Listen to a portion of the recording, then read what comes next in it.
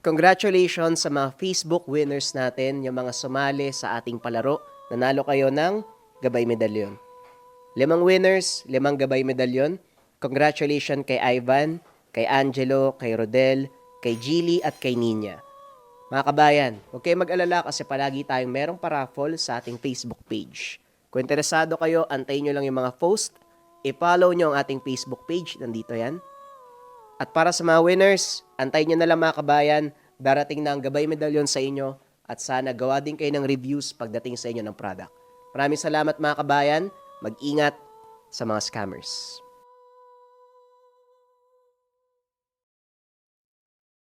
Ang kwentong ito ay hango sa totoong buhay. Mula ito sa isa nating kabayan na itago na lamang natin sa pangalang Inigo. Taong 1970 sa lalawigan ng Batangas. Nang mga panong ito, simple pa ang pamumuhay at mas malapit ang tao sa lupa at kalikasan. Ang Pilipinas ay sagana sa likas na yaman. Karamihan sa mga probinsya ay puno ng buhay at paggalaw. Sa umaga pa lang, maririnig na ang huni ng mga ibon. Makikita ang mga luntiang bukirin at ang lupa ay puno ng malulusog at maraming pananim.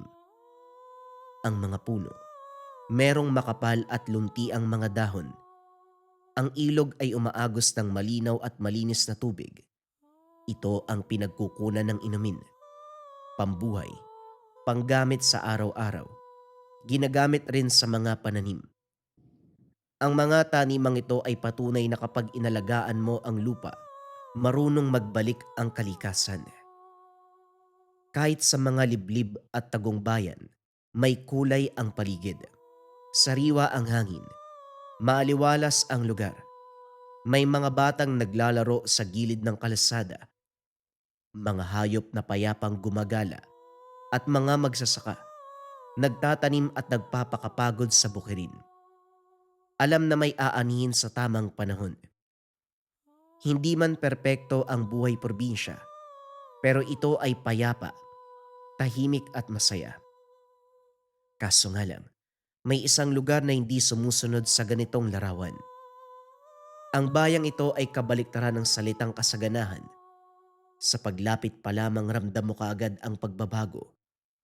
Unti-unting nawawala ang luntiang kulay ng paligid. Napapalitan ito ng maputla at tuyong lupa. Ang mga puno ay nakatayo pa, pero wala nang kabuhay-buhay. Payat, tuyong-tuyo, at halos kulay itim na at walang dahon. At kung meron man, kulay dilaw ang mga ito o halos itim na. Patay ang mga palayan, bitak-bitak ang lupa. Wala kahit anong senyales na may mabubuhay pa rito. Ang hangin, mabigat. Amoy na amoy ang tuyong damo at katahimikan na hindi dulot ng kapayapaan. Isa-isa ring nawawala ang mga hayop. May mga kulungan ngunit naiwang bukas ang mga ito.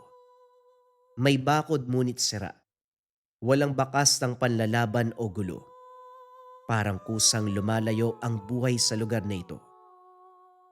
At sa mga tao, hindi ligtas ang mga bata at madalas nagkakasakit. Habang ang mga matatanda ay mabilis manghina, inuubos ang natitirang oras nila sa mundo. Sa kabila ng lahat ng ito, hindi malinaw ang dahilan kung bakit lahat ito nangyayari. Kung sa ibang probinsya, ang lupa ang pinagmumulan ng buhay at pag-asa. Pero sa lugar na ito, may isang katahimikang mabigat sa dibdib. Parang isang lugar na minsang binasbasan, ngunit ngayon ay nakakubli ng isang sumpa na malakas. Mas malakas pa sa kahit anong orasyon o ritual. Inigo anak, halika na't pumasok ka sa loob. Naganda na ako ng pananghalian. Wika ni Aling Regina, isang may bahay. Tumagos sa hangin ang sigaw ng ina. Bagamat malakas, hindi galit ang boses nito. Sa labas, kagad pinunasan ni Inigo ang pawis na tumutulo sa kanyang noo. Pinagpagan niya ang alikabok sa kamay at dali-daling pumasok sa tahanan. Nandito na po ako, Nay. Kukuha na po ako ng mga plato para makapagsimula na tayong kumain. Hindi na, anak. Naihanda ko na. Upo ka na rito at magsisimula na tayo. Sumunod si Inigo, pero napatingin siya sa bakanting upuan sa dulo ng mesa. Bagyang kumunot ang noo. Si Itay po, nasaan siya? Abay, ewan ko sa lalaking yon. Hayaan mo na. Baka tulog na naman kung saan eh. Huwag mo nalang pansinin. Ito ang tatandaan mo, anak, ha? Basta hindi siya pabigat o nakakasagabal sa atin. Huwag mo nang hanapin ang tatay mo. Hayaan mo na siya. Bulong ni Aling Regina. Tahimik na naupo si Inigo. Ilang sandali muna siyang hindi nagsalita. Parang may iniipong tanong sa dibdib. Sa wakas, mahina niyang binasag ang katahimikan. Nay, matanong ko lang po, bakit ba naging lasenggo si tatay? Natigilan si Aling Regina. Huminto ang kamay sa pag-aayos ng mesa. Sandaling tumingin sa malayo na parang may hinahanap sa alaala. Hindi rin ako sigurado, anak eh. Hindi ko alam kung kailan talaga nagsimula. Pero ang malinaw sa akin, simula nang mamatay ang lolo mo, pati si Lolo Basilio. Isang respetadong kapitan ng bayang ito ang Lolo Basilio mo noon. Mahal ng mga tao, hinahangaan. Pero nang mawala siya, parang may nawala din sa ama mo eh. Doon yata nagsimulang magbago si Rogelio. Hindi siguro kinaya ang pagkawala ng tatay niya. Hindi na sumagot pa si Inigo. Tahimik niyang sinimulang kainin ang pagkain sarap. Ngunit mabigat ang bawat subo. Matapos nun, bumalik na ang binatilyo sa labas ng bahay. Tahimik ang paligid. Tanging langit-ngit ng kahoy at tunog ng matalim na itak ang maririnig habang nagtataga si Inigo. Naghahanda ng mga pangsiga para sa gabi. Kaso nga lang sa gitna ng katahimikan, may tunog na tila nakaagaw ng atensyon. Isang mahinang lagaslas. Tumigil ang kamay sa ere. Pinakinggan ito ng mabuti. Hawak pa rin ang itak. Habang ang balahibo sa batok, unti-unting tumatayo sa bawat takbang na kanyang kinukuha. Hindi ito hangin, hindi rin hayop. Mula ang ingay sa direksyon ng kagubatan, hindi niya maipaliwanag kung bakit siya lumapit. Ang kanyang mga paa ay kusang kumilos. Tila hinihila siya ng isang puwersa na hindi nakikita. Sa ilalim ng mga puno at mga sanga, halos kakaiba na ang itsura dahil sa labis sa pagkakadikit-dikit ng mga ito. Matapos makapaglakad ng ilang minuto, doon niya nakita isang malawak at malalim na hukay ng lupa. Tuyong-tuyo ang ibabaw nito. Walang damo, walang insekto, walang anumang bakas ng buhay. Sa paningin ni naman, ito ay isang abandonadong lupa lamang na bitak-bitak at hindi kailanman iisiping minsan itong naging sapa. Hindi niya matukoy kung gaano na katagal mula nang huling marinig ang mga kwento ng yumaong lolo.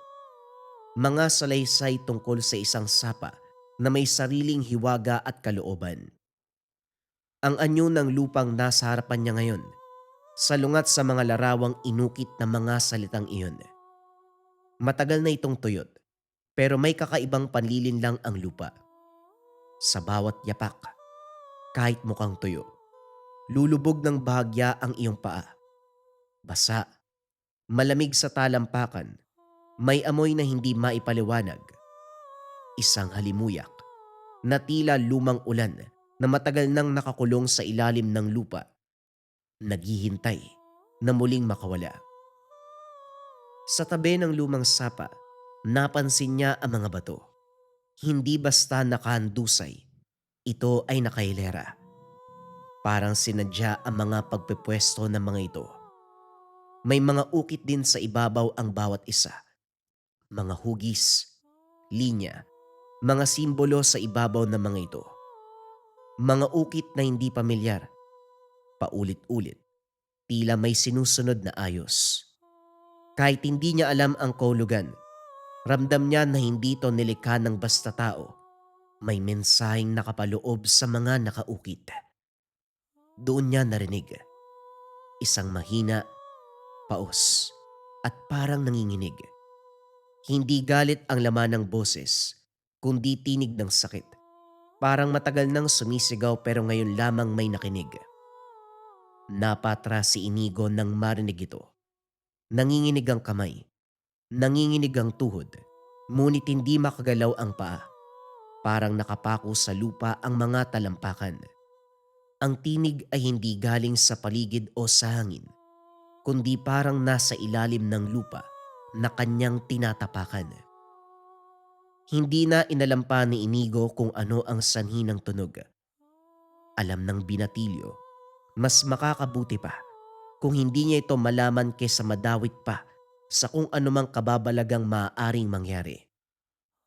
Ngunit kahit kumaripas na ito ng takbo, lingid sa kanyang kaalaman, kahit anong iwas, kung siya mismo ang pinili ng kalikasan, wala na siyang magagawa kung hindi harapin ang mga pagsubok at tadhanang nakatakda sa kanya. Pag-uwi ng tahanan. O anak, anong nangyari sa'yo? Bakit hingal na hingal ka? Para kang nakakita ng multo. Hindi kagad nakapagsalita si Inigo dahil hinahabol pa nito ang hininga. O siya, tama na muna ang pagtataga ng kahoy sa labas, anak. Ikukuha muna kita ng tubig. Magpahinga ka muna dyan. Nang mapansin ng binatilyo na tila natagalan ang ina sa pagkuha ng tubig, nagpa siya si Inigo na punta nito sa labas upang alamin kung ano nga ba ang nangyayari. Paglabas sa bakuran, kung saan nakapwesto ang isang lumang balon na pinagkukunan nila ng tubig, doon niya nakita ang ina. Balisa, hindi maintindihan ang itsura. Nay, ano pong nangyari? Ayos ka lang po ba? Ah, nandyan ka pala, anak. Pasensya ka na't natagalan ako. Tignan mo, kanina lang may laman ng balon eh. Pero ngayon tuyong-tuyo. Kitang-kita naman na walang kahit anong bahid na pagkabasa ang ilalim. Paano nangyari yon? Bitak na ang lupa sa labis sa pagkatuyo pero kaninang umaga lang nagagamit ko pa to. Tinitigang mabuti ni Inigo ang balon. Hindi naman ganun kalalim, kaya madaling makita ang pinakaibabang bahagi. Naging palaisipan din sa binatilyo kung paano nga ba nangyari ito. Siguro dito ka muna, anak ka. Pupunta lang ako sa kapitbahay. Magbabaka sakali kung meron sila. Hindi pa rin mawala ang mga mata ni Inigo sa ilalim ng balon. Tila may kakaibang puwersa ang nagpupumilit sa kanya na wag alisin ang tingin dito. Hanggang sa napaatras si Inigo, malakas sa sigaw ang narinig. Hindi na naglakas loob pa itong tignan muli ang balon, pero naririnig pa rin niya ang walang humpay na pag-iyak ng babae. Tinakpan niya ng matindi ang mga tenga upang hindi na marinig ang mga sigaw. Kaso nga lang, hindi ito naging sapat. Ilang araw ang lumipas. Pinilit ni Inigo na baliwalain ang iyak ng babaeng hindi niya makita. Ang tinig ay patuloy na sumusunod sa kanya. Kahit nakapikit pa ang mga mata. Nung una inakala niyang guni-guni lamang, isang tunog na lilipas din, katulad ng bangungot.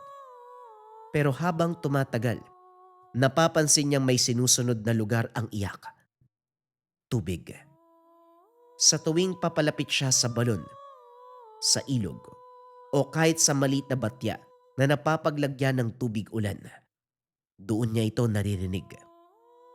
Mahina sa simula, na halos pabulong lamang, pero sapat na ito para manginig ang dibdib. Dahil dito unti-unting nabuo ang takot, hindi na siya lumalapit sa ilog. Umiiwas na rin siya sa balon, at kapag napipilitan siyang sumalok ng tubig, mabilis ang paggalaw. Nakayuko, pawis na pawis, kahit malamig ang hangin. Pilit niyang itinatago ang lahat sa amang lasinggero, sa labas ng bahay, sa mga kapitbahay. Ngunit meron talagang mga bagay na hindi kayang itago ng bata. Ang pamumutla ng muka, ang panginginig ng mga kamay, o ang mga gabi na hindi siya makatulog. Habang palala ng palala ang mga bangungot ni Inigo at ang iyak na tila siya lamang ang nakakarinig, ang bayan na dati ng salat ay tuluyan ng natuyuan, na parang sinipsip ang nahuhuling patak ng buhay, iiwang wasak at wala ng pag-asa. Ang ilog na dati mahina man ang agos, pero sapat sa pang-araw-araw na pangangailangan, ngayon ay tuluyan ng tumigil.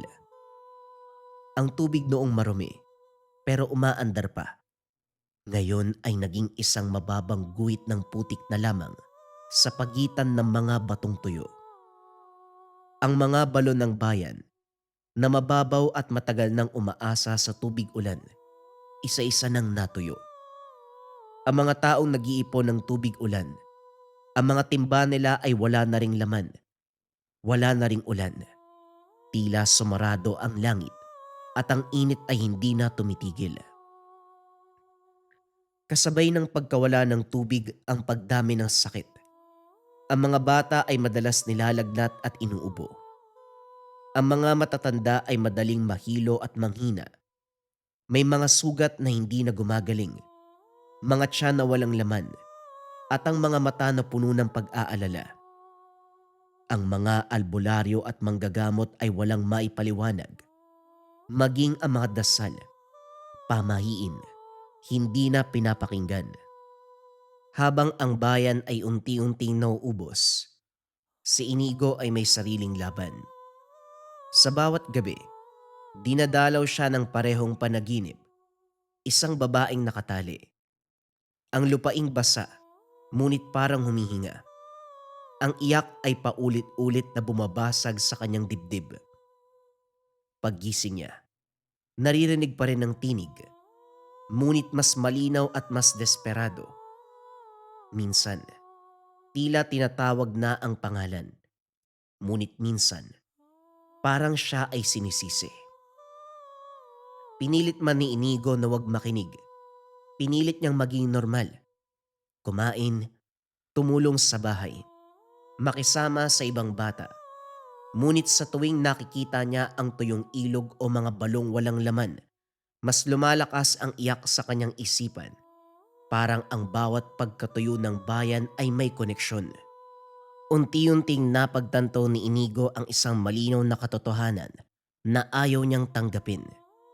Na habang binabaliwala niya ang tinig, mas lumalala ang kalagayan ng bayan. At habang mas naghihirap ang mga tao sa paligid niya, mas malinaw ang panawagan ng babaeng nakakulong. Isang gabi, tuluyan na siyang bumigay. Anak! Inigo, anak! Wika ni Aling Regina habang ginigising ang anak. Ang boses ng ina ay may halong takot at pag-aalala. Pagmulat ng mga mata ni Inigo, nakita niyang nakahawak ang ina sa balikat. Pawis na pawis siya, hingal na para bang matagal nang nakikipaglaban sa isang bangungot. Ano ba nangyayari sa'yo? Kanina ka pa nanginginig. Tinatawag kita pero hindi ka nagigising. Hindi na namalaya ni Inigo kung gaano katagal siyang nawala sa sarili. Ang alam lang niya ay iyak siya ng iyak. Nang sandaling yun, ang katahimikan ay parabang biyaya. Isang pahinga mula sa bigat na matagal nang dinadala. Anak, magsabi ka sa akin. Ano ba ang nangyayari sa'yo? Napakurapang binatilyo. Bumigat ang lalamunan, ngunit pinilit niyang magsalita. Hindi ko po alam, Nay. Pero may mga naririnig po ko eh. May mga bagay pong nangyayari na kahit ako po, hindi ko po maintindihan. At saka, kung sasabihin ko man po sa inyo, hindi ko alam kung maniniwala kayo eh. Kasi kahit ako po, hindi ko po alam kung totoo ba to eh. Lumapit si Aling Regina at niyakap ang anak. Maigpit ngunit may pag-iingat. Sabihin mo pa rin anak, kahit ano pa yan baka may maitulong ako. Aalamin natin kung ano ang nangyayari sa'yo. Hindi mo kailangang itago yan. At lalong hindi mo kailangang harapin mag-isa. Wika ni Aling Regina. May determinasyon sa boses. Tahimik ang loob ng bahay habang nagsasalita si Inigo. Nanginginig ang tinig habang pinapaliwanag ang tungkol sa babaeng hindi niya makita. Ang iyak, ang pagsusumamo, ang pakiramdam na may gustong makawala. Sa bawat salitang binibitawan ng binatilyo, unti-unting nagbabago ang anyo ng ama. Ang lasenggo na si Mang Rogelio, na kanina pa nakasandal sa dingding at amoy alak, tila biglang natauhan. Tumigil ang kamay na nakahawak sa baso. Parang may humila sa kanya pabalik sa isang alaala na matagal nang binaon. Ano ka mo? Babae. May humiingi ng tulong sa'yo, babae. Parang galit po siya, tay. Pero mas nangingibabaw ang sakit. Parang matagal na siyang nakakulong. May napapansin ka bang kakaiba katulad ng Katulad ng ano? kung konektado pa sa dating sapa? Hindi lang po dun eh. Sa kahit anong tubig. Sa ilog, sa mga balon, kahit po sa mga tubig ulan na inipon lamang sa mga timba. Nang sandaling yun, tuluyan nang bumagsak ang katawan ni Mang Rogelio sa bangko. Tinapakan niya ang muka gamit ang dalawang kamay. Tinakpan niya ang muka gamit ang dalawang kamay. Hindi dahil sa alak, kundi dahil sa takot at pagsisisi. Rogelio, ano ba ang alam mo? Huwag mo nang itago. Anak mo nang nakakarinig, ibig sabihin, nadadamay na siya. Matagal na katahimikan ang namayani. Sa wakas nagsalita na si Mang Rogelio. Ang babaeng yan, siya ang diwata ng sapa. Napatingin ang mag-ina kay Mang Rogelio. Hindi maintindihan ang sinasabi. Ikinulong siya ng ama ko. Ang lolo mo, si Lolo Basilio. Bumigat ang hangin sa loob ng bahay. Doon lamang nalaman ng pamilya ang katotohanan na ang kinikilalang bayani ng bayan, ang lalaki na rerespeto at pinagdiriwang sa mga kwento ng matatanda, may tinatago palang kasalanan. Si Lolo Basilio ang nanguna sa ritual. Ang ritual na nagkulong sa diwata ng sapa. Ninakaw niya ang lakas nito upang sumagana ang bayan. Umani ng marami. Hindi magkulang ang tubig at yumaman ang lupa. Ngunit ang kasaganahang ito ay may hangganan. Nang mamatay si Lolo Basilio, doon tuluyang gumising ang sumpa. Isa-isang natuyo ang mga bukirin. Naglaho ang mga hayop. Lumala ang gutom na para bang may salot. Ang bayang minsang yumaman sa nakaw, muling sinubsob sa paghihirap. Tila siningil ang bawat residente, hindi lang sa kinuha nila, kundi dobleng halaga ng kasaganahang ninakaw. At ako, kasama ako sa nagbabantay sa sapa. Bata pa ako noon pero alam ko nang mali ang ginagawa ni Itay. Kaso nga lang wala akong ginawa. Nanginginig ang boses ni Mang Rogelio. Hindi kagad nakapagsalita ang mag-ina. Hindi sigurado si Aling Regina kung maniniwala ba ito sa asawa, lalo na't lasinggero ito. Baka dulot ng kalasingan lamang ang mga kwento. Ngunit ganun pa man, nararamdaman ng ina, seryoso ang sinasabi ng asawa. At sa tingin ko hindi lang basta namatay si Tatay Basilio, kundi naghigante ang sapa sa kanya. Matagal niya na akong sinusubukang kunin, ngunit hindi ako nagpatinag. Nilalasing ko ang sarili ko hanggang sa mamanhid ang aking tenga at hindi na marinig ang kanyang boses at mga iyak. Ngunit mukhang ikaw na ngayon ang sinisingil, anak. Hindi na napigilan ni Mang Rogelio ang sarili. Ayaw niyang mangyari sa anak ang nararanasan. Hindi rin niya sigurado kung paanong aayusin ang pagkakamali ng nakaraan. Hindi na nakatulog pa si Mang Rogelio ng gabing yun. Sa kauna-unahang pagkakataon, ito ang unang gabi na hindi bote ng alak ang katabi niya. Habang tahimik ang gabi, siya ay nakaupo sa sahig, kaharap ang baul na matagal nang iniiwasan, ang baul na pagmamay-ari ng ama. Kung may dapat pagbayaran ang mga kasalanan noon, sapat nang akong singilin. Huwag na sana. Huwag na sanang idamay pa ang anak ko na wala namang buwag. Nanginginig ang kamay habang binubuksan ito. Isa-isang bumungad ang mga lumang gamit, ang mga libro na may tuyong putik, mga punit na tala ng orasyon, at mga anting-anting na tila may sariling bigat at buhay. Ngunit sa dami ng kagamitan, wala roon ang hinahanap niya. Hindi pwede. Hindi pwedeng mawala. Hindi maaari. Sa kanyang alaala, malinaw ang tagpo. Ang kinuha nilang tangan at tinago ni Lolo Basilio matapos ikulong ang diwata, isang batong may buhay na tubig sa loob, ang puso ng sapa at ang ugat ng sumpa. Hindi niya na ginising pa ang asawa o si Inigo. Hindi na rin niya inantay ang liwanag ng umaga. Kagad siyang lumabas ng bahay. Daladala ang isang lumang lamparang puno ng kalawang at halos hindi na makapagliwanag ng paligid sa labis na dumi ng salamin. Tinahak ni Mang Rogelio ang dating daan patungo sa lumang bantayan ng sapa. Isang lugar na matagal ng tago at iniiwasan ng mga tagabayan. Habang papalalim ang gabi, lalong bumibigat ang hangin. May mga yabag na hindi na sa kanya nang gagaling. Mga aninong gumagalaw sa paningin. Pero hindi ito pinansin ng matanda. Lalo na't buhay ng anak ang nakasalalay. Sa ilalim ng puno ng balete, ang punong sumaksi sa ritual noon, naroon ang bato. Pero hindi siya nag-iisa. Mula sa dilim, umusbong ang isang nilalang na yari sa putik at ugat. Isang bantay ng sumpa. Isinilang mula sa galit at kapabayaan.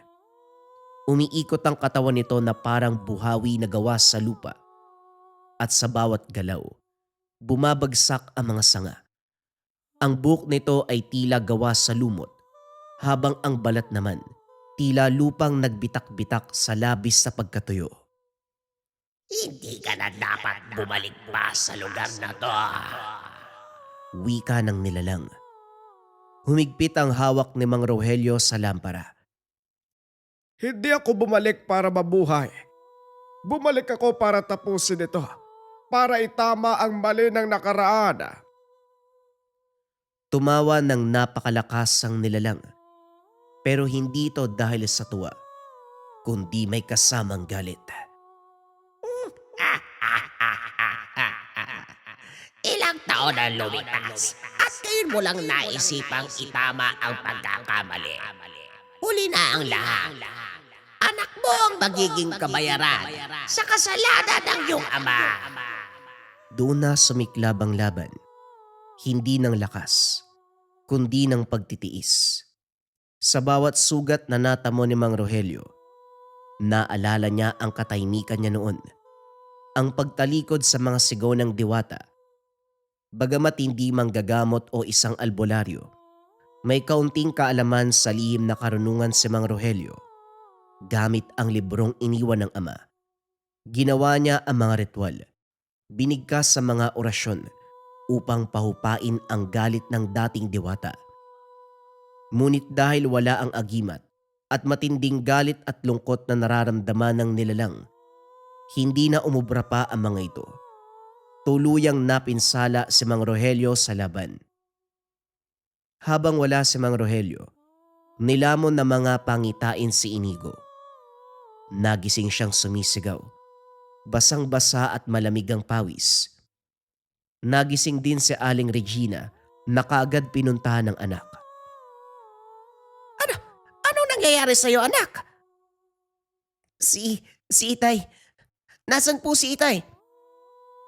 Kaagad hinanap ng mag-ina si Mang Rogelio, ngunit hindi nila matukoy kung saan ito nagpunta. Ano bang nakita mo, anak? Baka sa pangitain mo, doon natin malalaman kung nasaan si Rogelio.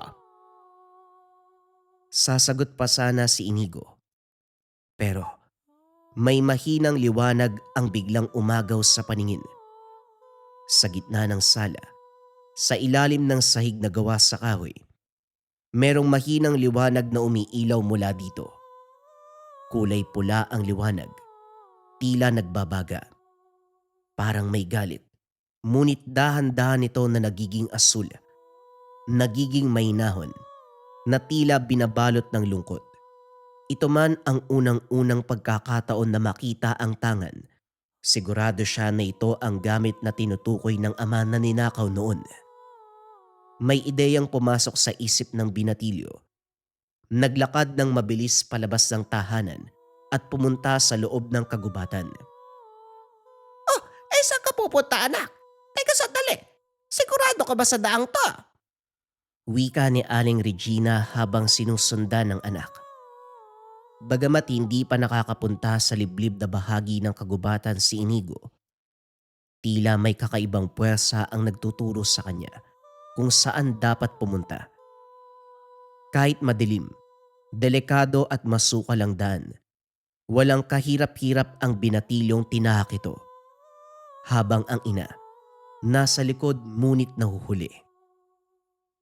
Nang huminto na ang mga paa ni Inigo, alam ng binatilyo na ito na ang lugar kung saan makakarap ang lahat. Tila alam din ng kalikasan ang paparating. Walang mga kuliglig. Tahimik ang hangin, mas madilim ang paligid. Ang lupa, bitak-bitak at sobrang tuyo. Ngunit kapag tinatapakan ay lulubog ang paa, katulad ng basang putik. Nakita niya ang ama, nakandusay sa lupa, duguan at walang malay. Dali-dali niyang pinuntahan. Kagad namang napawi ang labis sa kabang nararamdaman ni Inigo nang malamang humihinga pa ang ama. Pagkalapit niya ay bigla itong nagising. Ang tangan, saan mo ito kinuha? Ito ang ninakaw ni Tatay Basilio. Ito ang puso ng sapa. Kung ibabalik po natin to, titigil na po ba ang sumpa?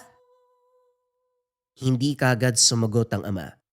Tumingin sa mga kamay, nangingitim sa putik at kasalanan ng nakaraan. May kapalit ang lahat, anak. At hindi ito pwedeng iwasan. Ho? Ano pong ibig mong sabihin, tay? Biglang umalingaw-ngaw ang iyak. Hindi mula sa panaginip ng binatilyo, kundi sa mismong lupa. Umugong ang tunog sa hangin, tila sigaw na nakalublob sa tubig. Ibalik nyo na ang agimat ng diwata ngayon na. Kung hindi ngayon, baka wala nang bukas ang baryo natin. Sa kanyang tabi, isang lalaking hindi pamilyar ang kasama ng ina. Balot na balot ang leeg nito ng mga kakaibang kwintas. Bato, mga tali at tuyong dahon. Ganon din ang mga braso at paa. Sa kamay nito, may daladalang baston. Sa itsura pa lang napagtanto na ni Inigo na isang albularyo ang kasama ng ina. Hindi man niya alam kung paano ito nagawa ni Aling Regina na makakuha ng albularyo sa napakaiksing panahon. Mas mahalaga sa sandaling yun na maibalik na ang gamit ng diwata. Paglapit ni Inigo, biglang bumigat ang hangin at bumukas ang lupa. Mula sa kadiliman, umangat ang isang nilalang. Sa bawat akbang niya, dumadagong-dong ang lupa. Anak ng mga masasama, bakit kayo bumalik? Dapat namatay na kayong lahat. Lumuhod si Mang Rogelio. Bumagsak ang noo niya sa putik. Para umamin at magbayad. Rinig sa boses ang pagsisisi at takot. Umusok ang paligid. Mula sa sapa, biglang umangat ang mga ugat at binalot ang mga paa ni Inigo. Napasigaw ang binatilyo sa sakit. Hindi pisikal, kundi sa alaala. Nakita at naramdaman niya ang ritual na tila sa kanya ginawa ang nakaraan.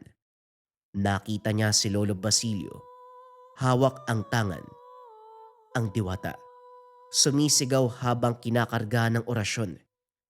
Ang batang si Rogelio, nakatayo sa gilid, takot ngunit tahimik. Napapikit at tumalikod. Tinakpan ng mga tenga upang hindi na marinig ang pagmamakaawa ng nilalang. Pinalaan ko kayo. Noon pa man sinabi ko na sa inyo ang biyaya.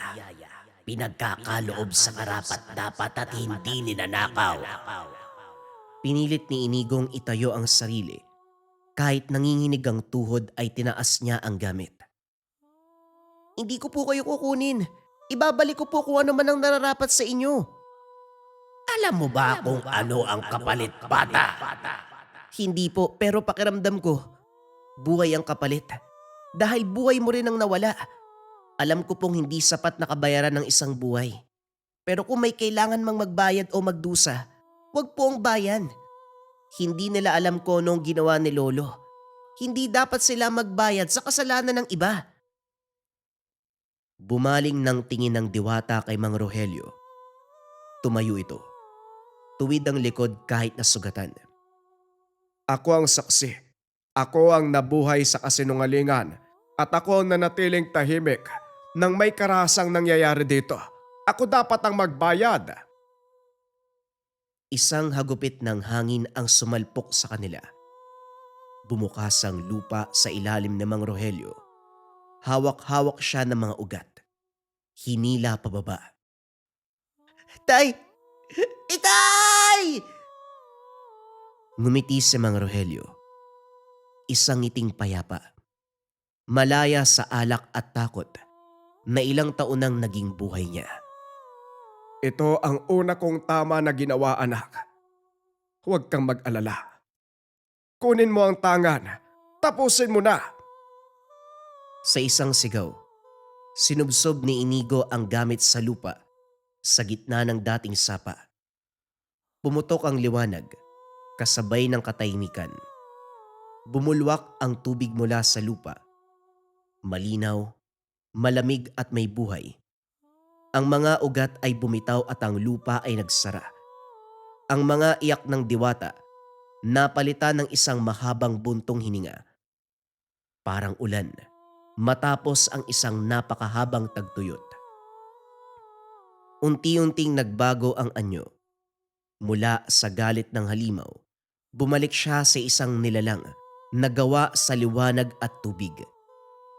Bagamat gumaan man ang loob ng diwata at tila binalik nito ang ilog na natuyo, kita pa rin na hindi pa sila tuluyang pinapatawad ng nilalang. Ginawa mo man ang tama, ngunit ang sugat, mananatili pa rin. Hindi kaagad mawawala ang sugat. Ibabalik ko sa inyo ang ilog, pero ang sapa ay mananatiling tuyo. Bilang tanda sa kasalanang ginawa ng iyong lolo at ama.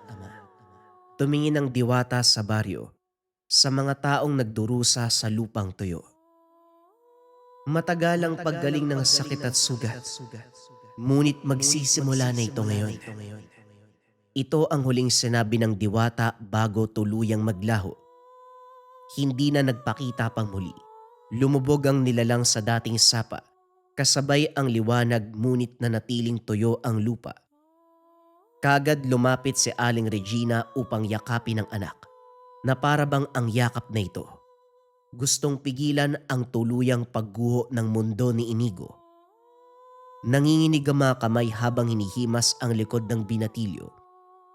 Pilit na sinasalo ang bigat ng sakit na pareho nilang nararamdaman.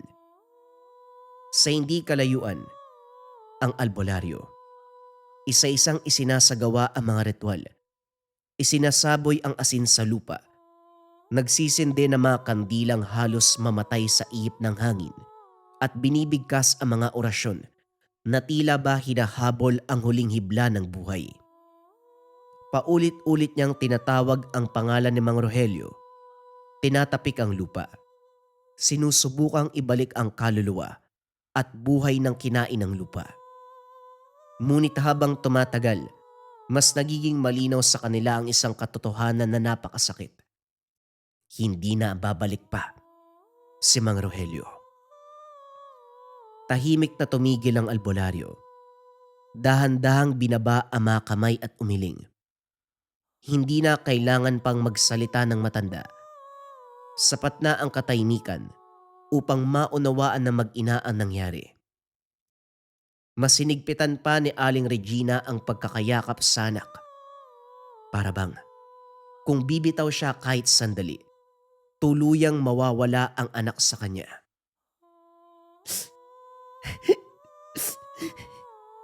Hindi ko man lang po siya nakasama o nakausap ng matagal. Tapos ngayon wala na siya. Bakit po ganun, Nay? Bakit po? Bakit po kung kailan saglit ko siyang nakausap? Yun na po yung huling sandali. Napapikit na lamang ang binatilyo. Doon niya binuhos ang lahat ng pangungulila. Patawad, anak. Hindi ko rin alam ang kasagutan.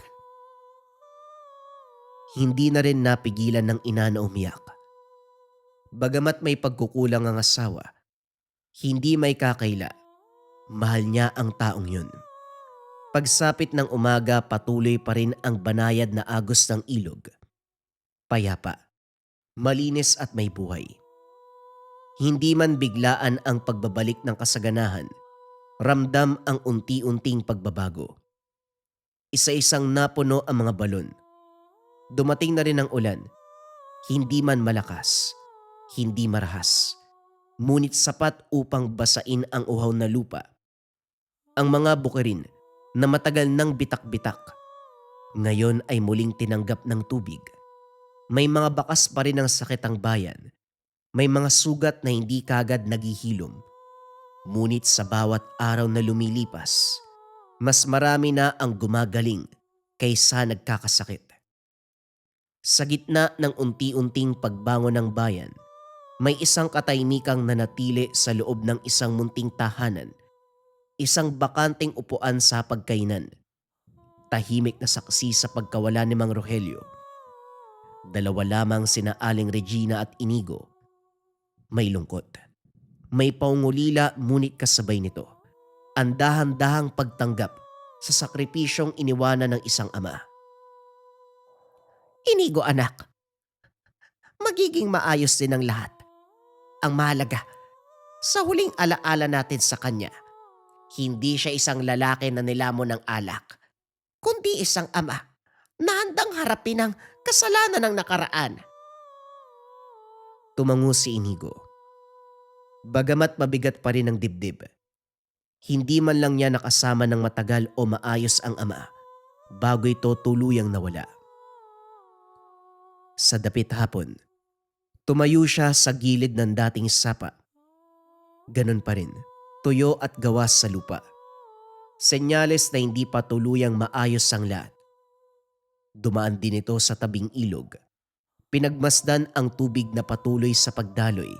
Dala-dala ang mga alaala, ang sakit, galit at pag-asa. Bagamat tuyo pa rin ang sapa, ang ilog na ito ay ang senyales ng pag-asa na magiging maayos din ang lahat. Doon niya lubos na naunawaan. Ang biyaya ay may kapalit. Kaakibat na responsibilidad at ang kasalanan kahit itama, may bakas pa rin na kailanman hindi tuluyang mabubura. Hindi pa sila napapatawad ng diwata. Hindi pa ganap ang kapayapaan. Ngunit alam nila ang isang mahalagang katotohanan. Naibalik na ang hindi talaga sa kanila. At balang araw kapag handa na ang lupa, ang tubig at ang diwata, maaari ding bumalik ng buo ang biyaya na nawala sa bayan. Naway nagustuhan ninyo ang kwento ng diwata ng tubig na inagawan ng kapangyarihan ng isang antingero. Mga kabayan, hinahanap nyo ba ako sa Facebook? Narito ang Facebook page ko. Mga kabayan, kung interesado rin kayo makakuha ng mga medalyon, bracelet pang proteksyon, pampaswerte, pangkalusugan, diyan ako namimigay sa ating Facebook. Basta mag-follow lang kayo, antayin nyo yung mga post kung paano makakasali sa raffle kasi nagbibigay din ako ng cash prize, mga pangbigas, yan. Basta naka-follow kayo sa ating Facebook page, sundin nyo lang kung anong kailangan doon sa post. Follow na mga kabayan.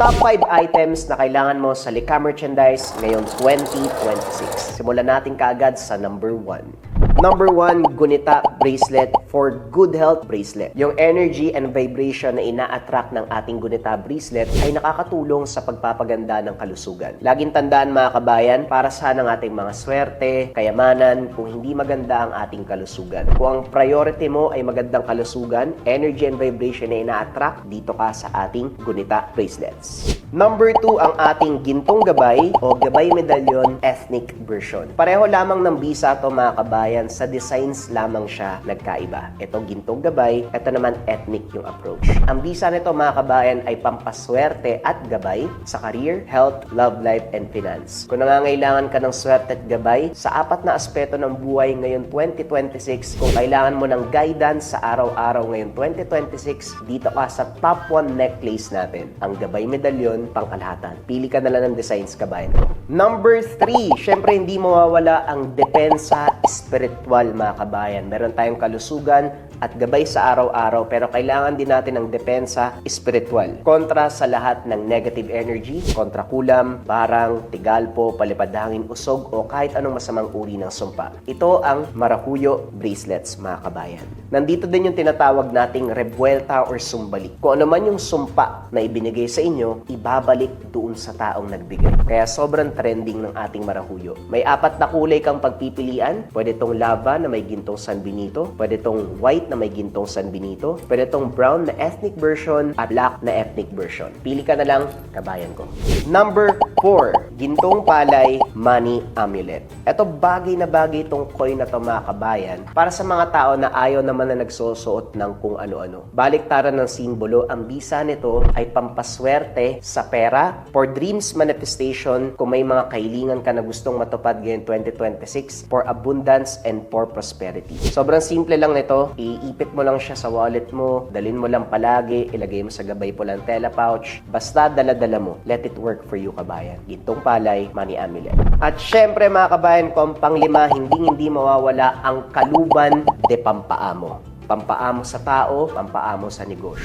Kung feeling mo nasa toxic environment ka kabayan, ikaw lagi yung napapag-initan, laging galit yung partner mo, laging galit yung boss mo, laging galit yung mga katrabaho mo, sa'yo lagi sinisisi ang mga bagay-bagay, magkaluban de pampaamo ka. Pampaamo sa tao, pampaamo sa negosyo. Bagay din to sa mga nasa sales or sa mga tao na palaging merong kausap para mabilis kayong makapagpalagay ng loob ng taong kausap mo. Sobrang simple lang. Itong kaluban, gawa to ng mga tubo sa Negros pero may mga sangkap pa ito sa loob. Dadalin mo lang kabayan. Let it work for you. Lagay mo sa bag mo, lagay mo sa bulsa mo, basta dala-dala mo lang palagi. Yon ang ating top 5 items na kailangan mo ngayon 2026 sa Lika Merchandise. Kung interesado ka kabayan, pwede mo i-click yung yellow basket sa baba. Pero if ever na walang yellow basket, i-search mo lang ang shop ng Lika Merchandise. Ingat sa mga scammers.